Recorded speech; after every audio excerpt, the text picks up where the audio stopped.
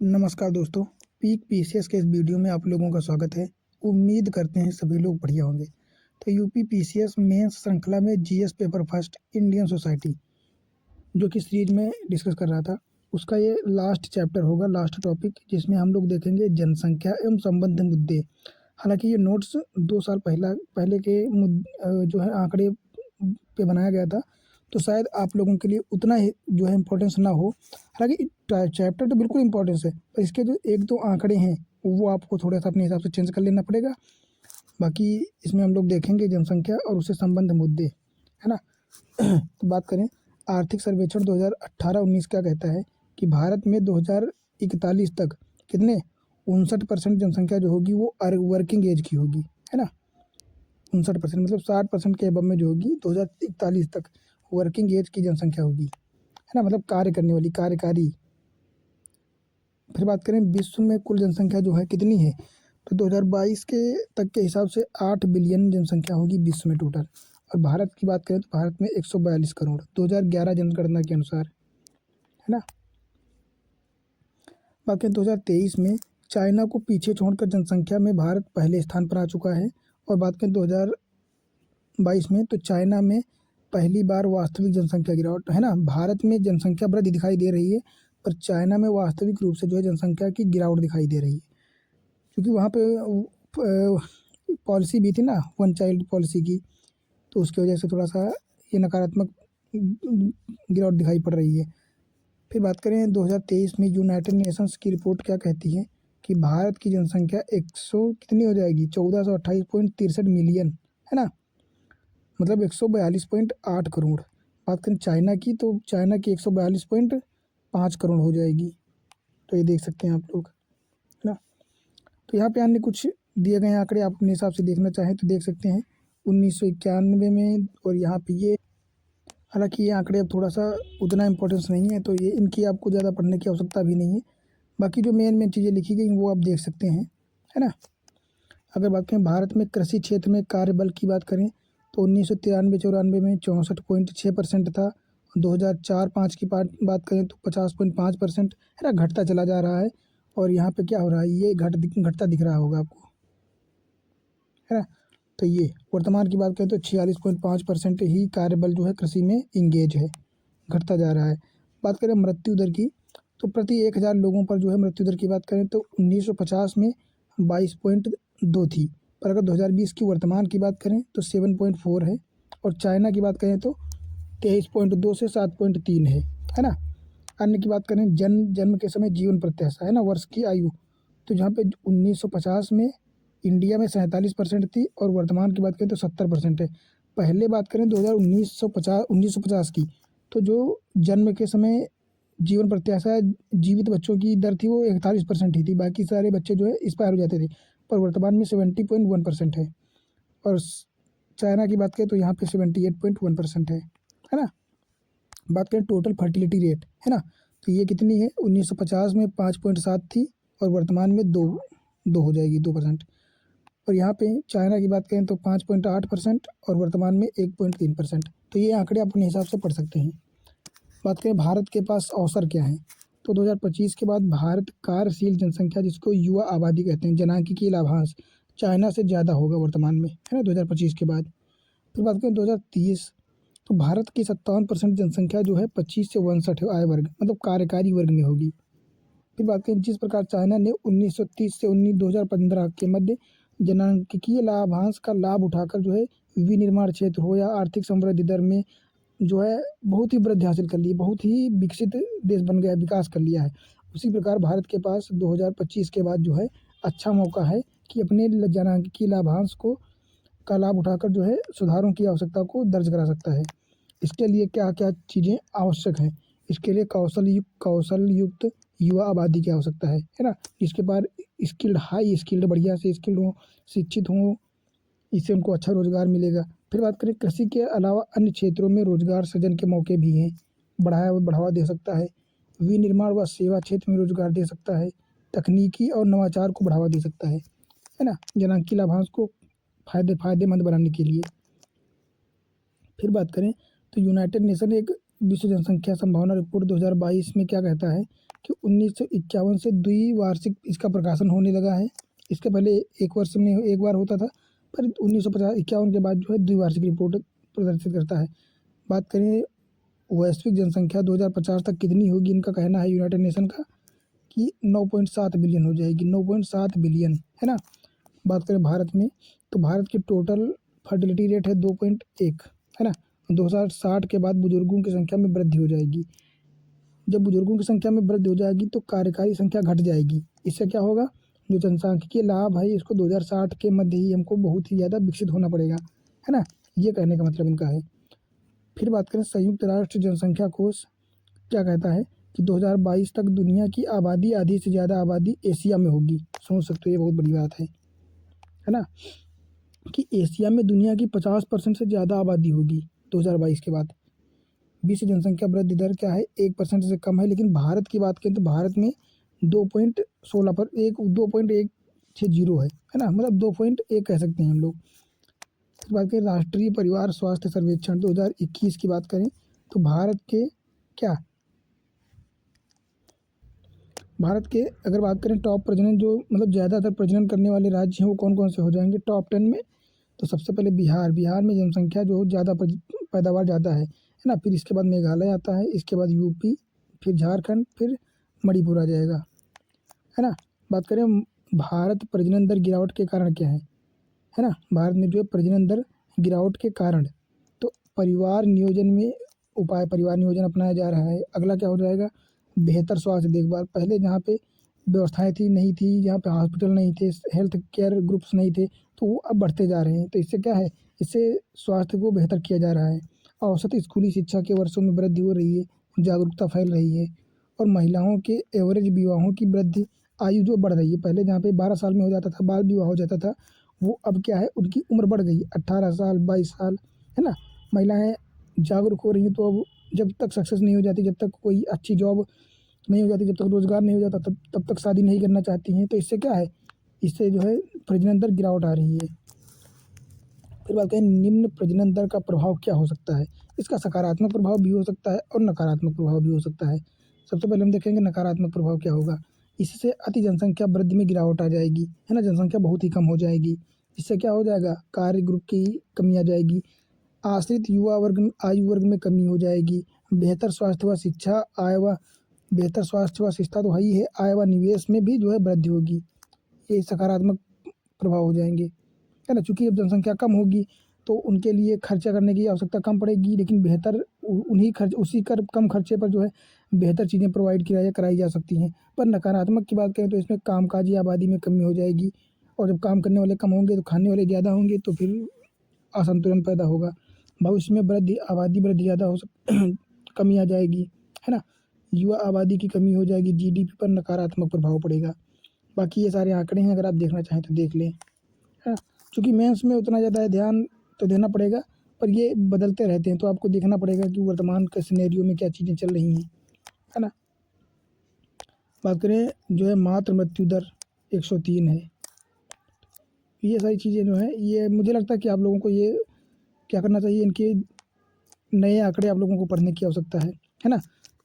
बात करें यहाँ पे हम लोग कुछ ये देख लेते हैं थ्योरी वाली, जैसे मातृ मृत्यु दर की बात करें, मदर मोर्टेलिटी रेट अधिक है ना। भारत में मातृ मृत्यु दर जो है अधिक कारण है। इसका क्या कारण है, तो बात करें स्वास्थ्य आधारभूत ढांचा जो है भारत में अन्य देशों की अपेक्षा कमज़ोर है, परिवार नियोजन के प्रति जन जागरूकता का अभाव है, गर्भ निरोधक व पोषण का संकट है, बाल विवाह हो जाते हैं, है ना, ये कार्य हो जाएंगे। बात करें इनके लिए, इनके उपायों के लिए सरकारी योजनाएं कौन कौन सी हैं, तो प्रधानमंत्री सुरक्षित मातृत्व अभियान हो जाएगा, प्रधानमंत्री मातृ वंदना योजना हो जाएगी, इसके साथ लेबर जो हो जाएगा, है ना, लेबर रूप क्वालिटी इंप्रूवमेंट इनिशिएटिव लक्ष्य हो जाएगा, मुक्त एनीमिया मुक्त भारत, जननी सुरक्षा योजना, ये सरकारी पहलें हो जाएंगी, है ना। बात करें वर्ल्ड पॉपुलेशन जो है प्रोस्पेक्ट्स है, इसकी बात करें तो यूनाइटेड नेशन क्या कहता है कि ये सब हम लोग पढ़ भी चुके हैं, है ना। बात करें 2000 जनसंख्या, चाइना से जनसंख्या भारत में आगे हो गई है। अब बात करें भारत की जनसंख्या संबंधी मुद्दे क्या हैं, तो भारत में जनसंख्या वृद्धि होगी, तो इससे गरीबी और बेरोजगारी कम होगी। ये कब कम होगी, ये जब जनसांख्यिकीय लाभांश हम लोग उठा पाएंगे, है ना। तब हो पाएगा। मान लो शिक्षा बढ़ेगी, स्वास्थ्य क्षेत्र बढ़ेगा, स्किल्ड रोजगार बढ़ेगा, तब हो सकता है, ऐसे नहीं होगा। फिर बात करें युवा आबादी, कौशल व विकास की समस्या थोड़ी सी रहेगी। बात करें जनसांख्यिकीय लाभांश, देश देश की आबादी होगी युवा आबादी के कारण। विश्व का 2% क्षेत्रफल व 17% जनसंख्या भारत की है वर्तमान में, ये तो खैर पता है सबको। अगला पॉइंट क्या हो जाएगा, how to India planning to end child marriage, है ना, बाल विवाह को कम करने के लिए या समाप्त करने के लिए भारत क्या कर सकता है। तो इसके लिए वैश्विक कार्यक्रम की संचालन समिति है, जो कि बाल विवाह समिति है, तो भारत यात्रा पर जो है ना, इसके लिए यूनाइटेड नेशन क्या हो जाएगा, ये हो जाएगा। यूनिसेफ के एक अनुभव के अनुसार क्या कहा, अनुमान के अनुसार इन्होंने क्या अनुमान दिया है कि जो है महामारी के परिणाम स्वरूप विश्व स्तर पर 10 मिलियन बच्चों का बाल विवाह हो सकता है। ये बहुत बड़ी बात है ना। फिर बात करें अन्य ये बाल विवाह के आंकड़े दिए गए हैं, आप लोग देख सकते हैं। हालांकि घटे हैं, 2005-06 में 47% थे, और वर्तमान में 21-22 में 23% जो है बाल विवाह होते हैं, है ना। बात करें बाल विवाह, तो बच्चों के अधिकारों का उल्लंघन होता है एक तो, दूसरा शिशु व मातृ मृत्यु दर बढ़ जाती है ना, क्योंकि पूरी तरह से उस कार्य के प्रति सही हो नहीं पाते हैं, डेवलप नहीं हो पाते हैं, है ना, इसके वजह से। और क्या हो जाता है, भारत में अविकसित वृद्धि होती है, बाल स्टंटिंग जिसको कहते हैं। बच्चे जो होने वाले, ये जन्म बाल विवाह के कारण जन्म लेने वाले जो बच्चे होते हैं, वो क्या होते हैं, वो पूरी तरह से विकसित नहीं हो पाते हैं, किसी न किसी प्रकार की उनके अंदर पोषण की कमी होती है या किसी प्रकार की कमी रह जाती है ना। इसके समाधान के लिए हम लोग क्या कर सकते हैं, एक तो गरीबी उन्मूलन प्रयास कर सकते हैं, बेहतर व गुणवत्तापूर्ण शिक्षा व स्वास्थ्य की बेहतर व्यवस्था कर सकते हैं, सार्वजनिक बुनियादी सुविधाएं जैसे स्वास्थ्य पोषण इसको बढ़ावा दे सकते हैं, सामाजिक मानदंड व असमानताओं पर सामाजिक जागरूकता, कठोर कानून, है ना, ग्रामीण क्षेत्रों खाप पंचायतों इनको जो है शिक्षित किया जाए, इनको जो है जागरूकता फैलाई जाए, इससे ये सब कम हो सकता है। कौशल व स्थिति सुधार, जैसे महिला सशक्तिकरण, जब महिला सशक्त हो जाएगी तो वो इन चीज़ों को रोकने में सक्षम हो पाएगी। बाल विवाह निषेध अधिनियम 2006 भी लाया गया। इसके अलावा अन्य कौन से प्रयास किए गए देख लें, तो स्वास्थ्य देखभाल व जागरूकता कार्यक्रम लाए गए, जैसे बेटी बचाओ बेटी पढ़ाओ हो जाएगा, कन्याश्री योजना हो जाए या उच्च शिक्षा हो जाएगा, है ना, ये सारी चीज़ें। अगला बात कहें, स्वास्थ्य व परिवार कल्याण मंत्रालय राष्ट्रीय आत्महत्या रोकथाम रणनीति लाई गई, है ना। तो ये सारे आत्महत्या से संबंधित आंकड़े हैं, आप लोग अपने हिसाब से जो है स्क्रीनशॉट लेके पढ़ सकते हैं आराम से। बात करें अगर क्या है, पिछले 3 वर्षों में आत्महत्या की दर प्रति लाख पर कितनी हुई, 10% से 11% बढ़ गई है, सोचो आत्महत्या की। बात करें सबसे ज़्यादा जो है आत्महत्या कहाँ पे होती है, तो एनसीआरबी की रिपोर्ट क्या कहती है, सबसे ज़्यादा महाराष्ट्र, फिर तमिलनाडु, मध्य प्रदेश, पश्चिम बंगाल, कर्नाटक, इनमें होती है सर्वाधिक आत्महत्या, है ना। अगर बात करें आत्महत्या के कारण क्या हैं, तो एक तो पारिवारिक समस्याएं व बीमारियां हो सकती हैं, परिवार में आंतरिक समस्याएं, कलह हो सकते हैं, या वैवाहिक संबंध संबंध संघर्ष हो सकते हैं, है ना। किसी का विवाह कभी कोई अच्छा नहीं चल पाता है, भले उसमें महिला या पुरुष किसी की भी गलती हो सकती है। फिर प्रेम प्रसंग जिसको हम लोग लव मैरिज कहते हैं, दिवालियापन हो जाना, नशाखोरी, मानसिक समस्याएं, है ना, बुद्धि से संबंधित। अन्य में गेमिंग ऑनलाइन हो गया, अंधविश्वास हो गया, किसी पे ज़्यादा भरोसा कर लिया, शादी के बाद में धोखा दे दिया, है ना, ऑनलाइन गेमिंग में पैसे खत्म हो गए, ये सारी चीज़ें।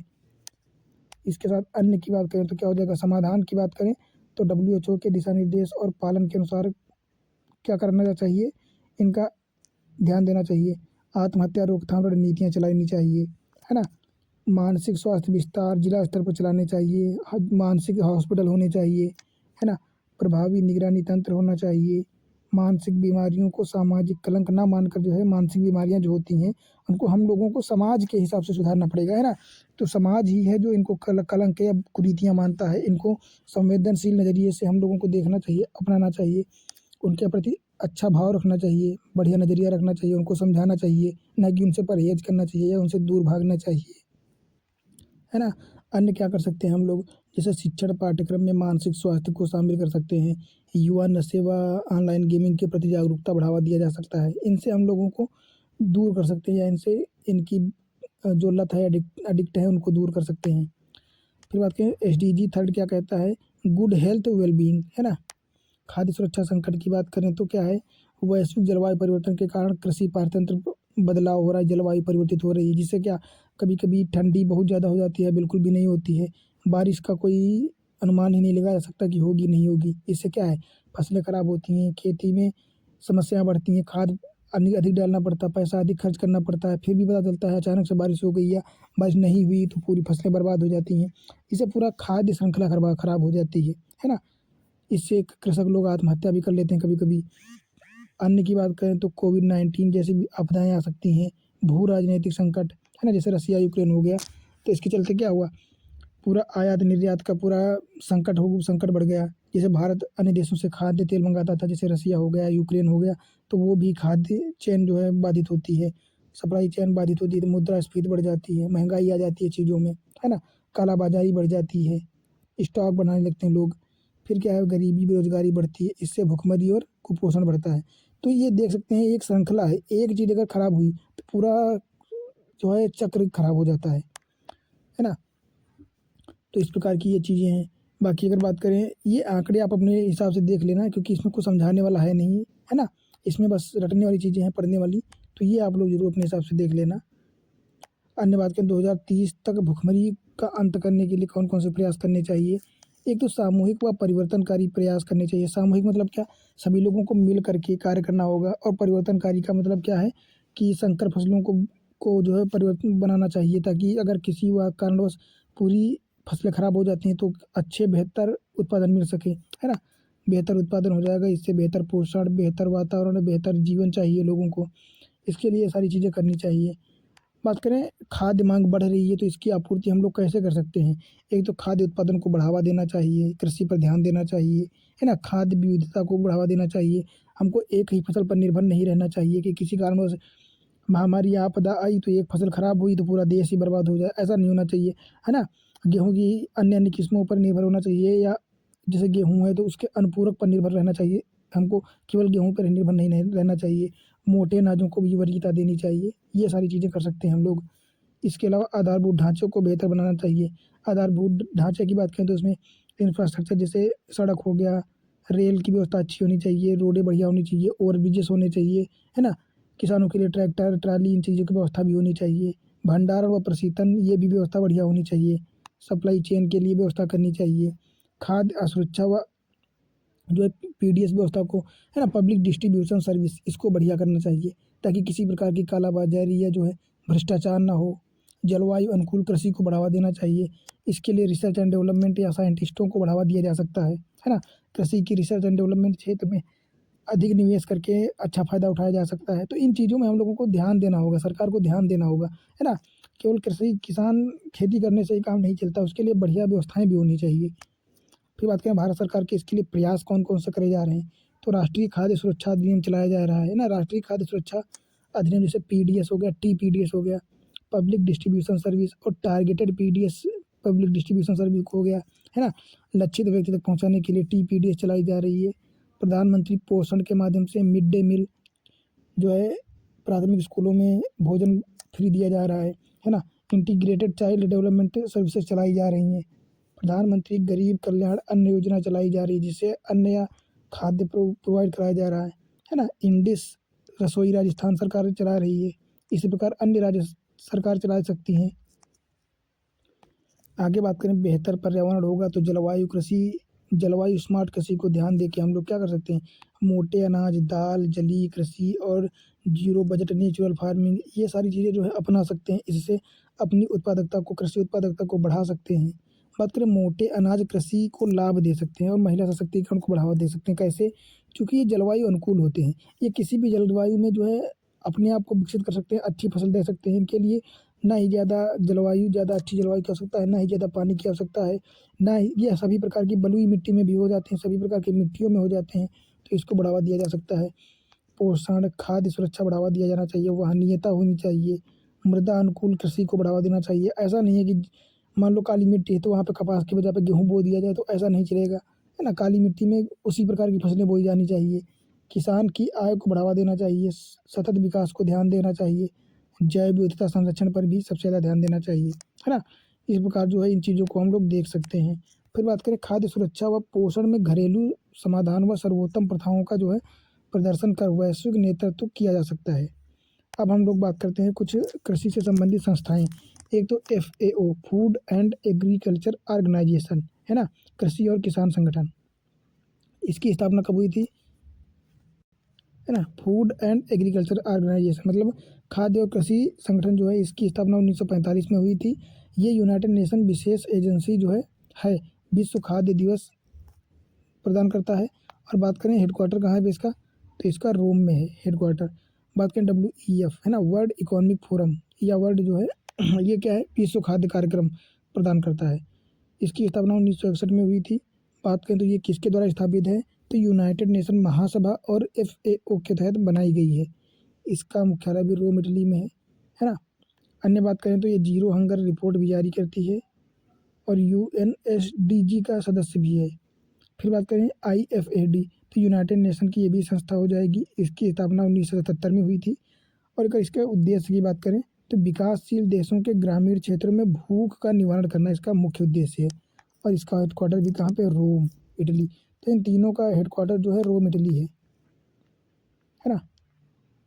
तो इस प्रकार हम लोगों ने जो है ये जनसंख्या और खाद्य सुरक्षा का पूरा टॉपिक भी कवर कर लिया है। उम्मीद करते हैं आप लोगों के पूरा टॉपिक समझ में आया होगा, अच्छा लगा होगा। बाकी इसके जो आंकड़े हैं वो आप अपने हिसाब से मैनेज कर सकते हैं, क्योंकि नए आंकड़े बदलते रहते हैं। तो ये पुराने आंकड़े अब मेंस में अगर यूज़ करोगे तो आपको उतना फ़ायदा नहीं होगा, है ना। इसके लिए आप लोगों को नए आंकड़े देखने पड़ेंगे। बाकी ये पूरी सीरीज अब ख़त्म हो चुकी है। इसमें जितने टॉपिक 11-12 टॉपिक थे, हम लोगों ने एक एक वीडियो में बहुत ही शॉर्ट में, एकदम बहुत ही शॉर्ट में और बहुत ही महत्वपूर्ण वे में कंप्लीट कर लिया है। बस आप लोगों से एक उम्मीद यही है, कहते हैं कि आप लोग बढ़िया से इसको पढ़िए और नोट्स बना लीजिए शॉर्ट इन्हीं को, और फिर बार बार पढ़िए। बाकी अगर ज़्यादा मोटी किताब पढ़ने की इच्छा हो तो UPSC में IAS दृष्टि की एक बुक आती है इंडियन सोसाइटी की, और उसी में सोशल जस्टिस भी मिल जाएगा, तो वो भी आप लोग अगर चाहें तो पढ़ सकते हैं। बाकी मैं तो बताता हूँ PhD करने की आवश्यकता नहीं है। जितना कंटेंट मैंने प्रोवाइड कराया है इससे आपका UPSC UP PCS सारे एग्जाम निकल जाएंगे, सिर्फ और सिर्फ इतना पढ़ के, है ना। बाकी मिलते हैं फिर अगली सीरीज में, और बस यही कहना है। बस आप लोगों से रिक्वेस्ट है, वीडियो को शेयर करते रहिए, लाइक और कमेंट ज़रूर कीजिए, ताकि हम लोगों को फीडबैक मिलता रहे, ताकि हम कंटेंट को और बेहतर कर सकें, है ना। आप लोगों का फीडबैक हम लोगों की बहुत ज़रूरी है। फिर वीडियो लोगों को देखने के लिए धन्यवाद। चैनल को सब्सक्राइब कर लीजिए ताकि अन्य वीडियो भी आप लोगों को मिलती रहे टाइम टू टाइम। और इसके बाद अगली सीरीज आएगी और उसी में मिलते हैं आप लोगों को। बहुत बहुत धन्यवाद।